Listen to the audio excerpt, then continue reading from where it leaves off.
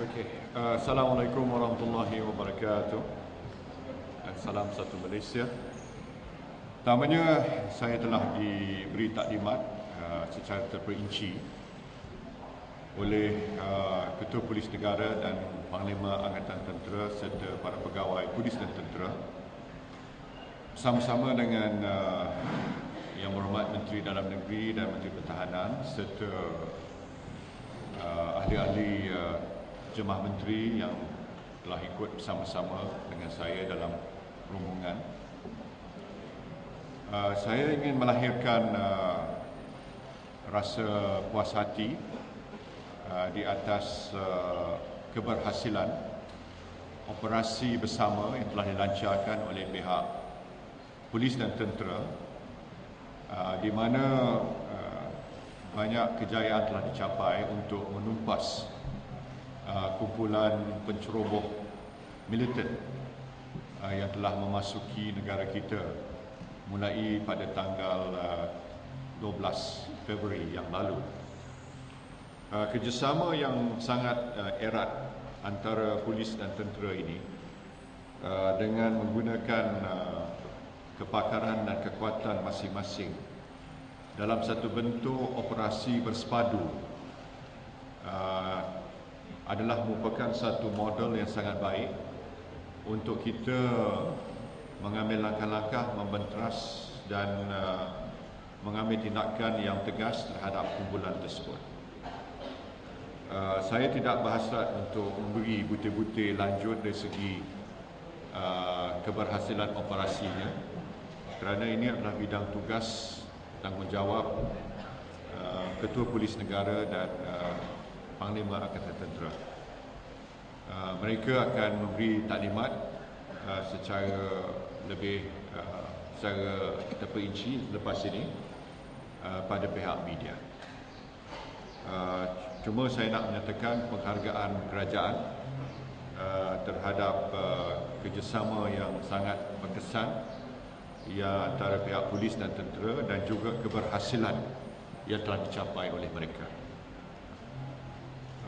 Selain daripada itu, saya juga ingin memberi keyakinan kepada khususnya kepada rakyat Sabah, rakyat Malaysia di Sabah, bahawa dalam soal keselamatan dan kedaulatan Sabah, kerajaan akan melakukan apa saja untuk menjamin keamanan dan keselamatan serta kedaulatan negeri Sabah.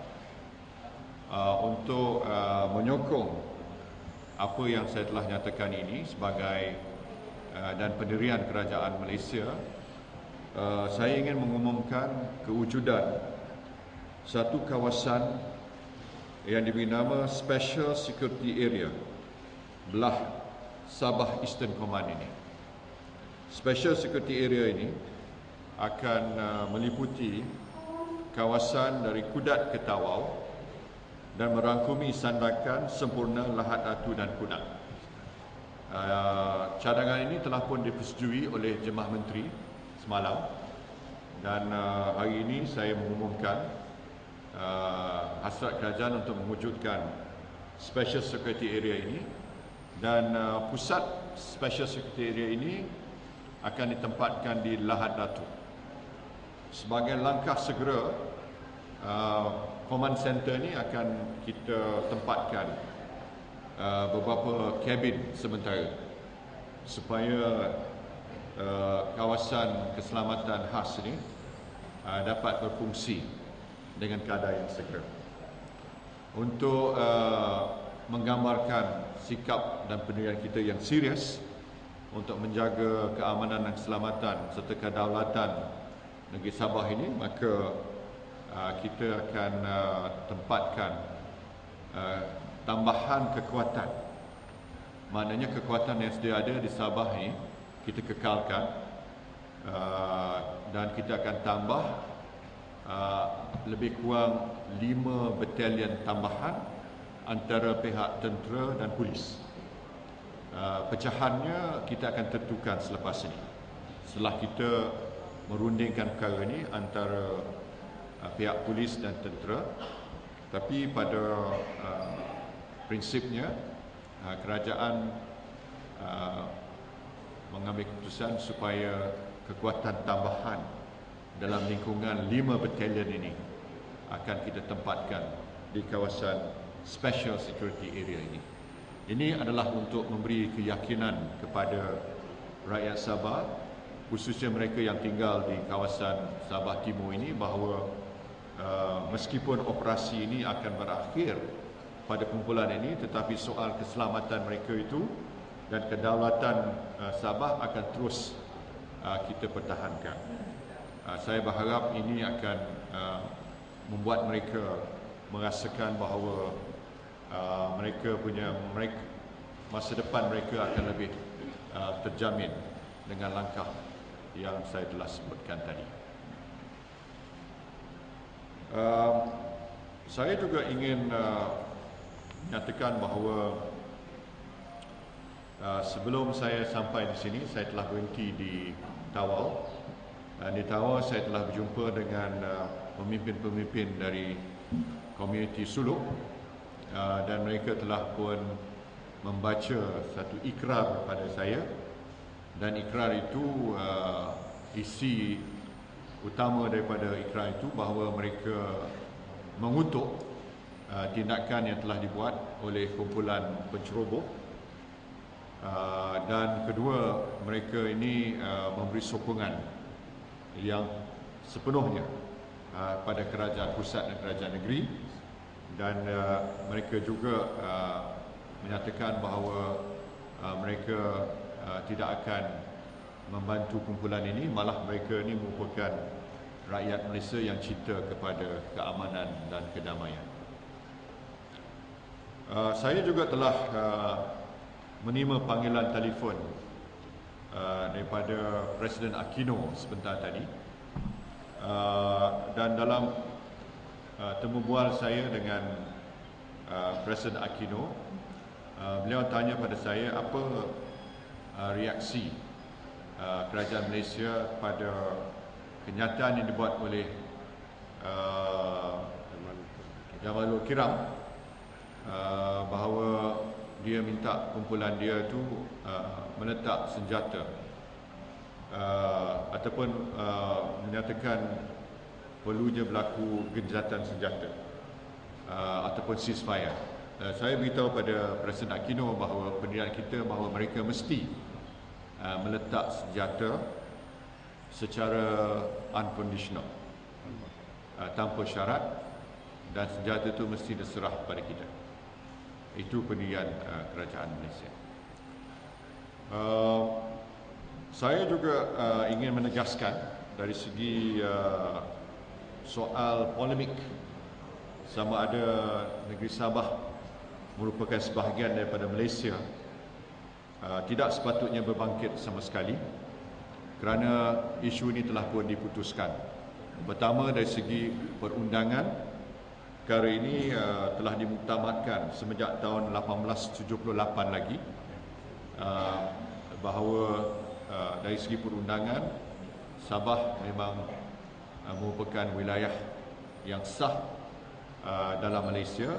Tambah lagi dengan keputusan yang dibuat oleh Suruhanjaya Kobol, di mana telah didapati bahawa lebih daripada 2/3 rakyat ataupun orang Sabah pada ketika itu bersetuju untuk menjadikan wilayah Sabah ini sebahagian daripada Malaysia. Dan keputusan Suruhanjaya Kobol ini telah pun mendapat pengiktirafan oleh bangsa-bangsa bersatu.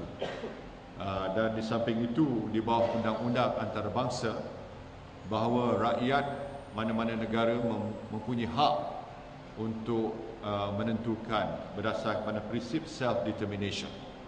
Oleh itu, berasas kepada kedua-dua, dari segi perundangan dan juga dari segi suara rakyat yang telah dipungut secara demokratik, maka soal Sabah dalam Malaysia sebagai sebahagian dari wilayah Malaysia tidak patut dan tidak boleh dipertikaikan oleh sesiapa. Dan saya nak tegaskan bahawa jangan sesiapa memandang ringan kepada iltizam kerajaan Malaysia untuk menegakkan prinsip bahawa Sabah adalah sebahagian daripada wilayah Malaysia selama-lamanya dan tidak boleh dipersoalkan oleh sesiapa sekalipun, sama ada di dalam maupun di luar negara kita. Dan kita akan tetap pertahankan prinsip ini, hakikat ini dan kebenaran ini secara mutlak dan dengan sepenuh kekuatan yang ada pada kita. Okay. Questions?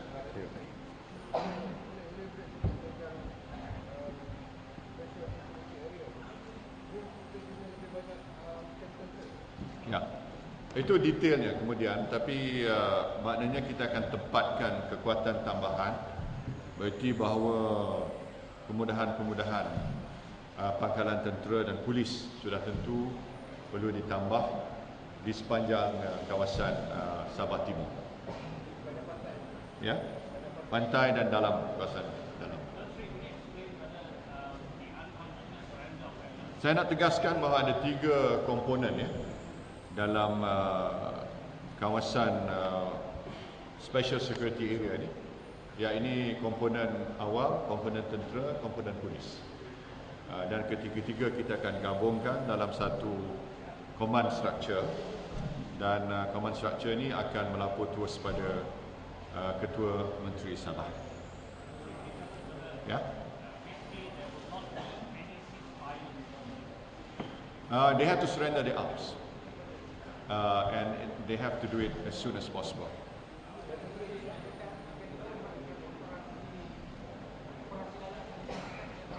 Operasi masih berterusan. Dia akan diteruskan sampai mereka letak senjata.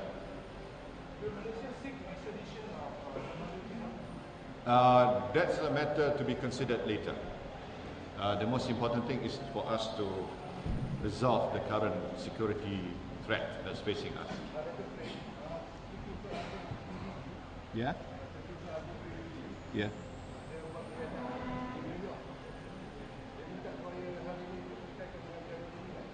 Yalah, makna itulah sebab kita tak lancar serangan lebih awal lagi. Kita bagi tempoh lebih daripada 3 minggu dan kita tangguh 4 kali. Jadi dan kita hanya bertindak apabila mereka bertindak membunuh 8 anggota polis kita, baru kita bertindak balas. Jadi Malaysia dah cukup menghormati prinsip kemanusiaan dan merundingkan cara itu sesuatu keadaan keselamatan itu untuk diselesaikan cara rundingan. Selepas itu saya buat kenyataan bahawa tempoh untuk rundingan sudah berakhir dan kita masih lagi dalam proses untuk mengambil tindakan terhadap kumpulan ini, dan tindakan operasi ketenteraan polis akan diteruskan sehingga mereka meletak senjata tanpa syarat. For as long as it takes to eliminate them. Thank you.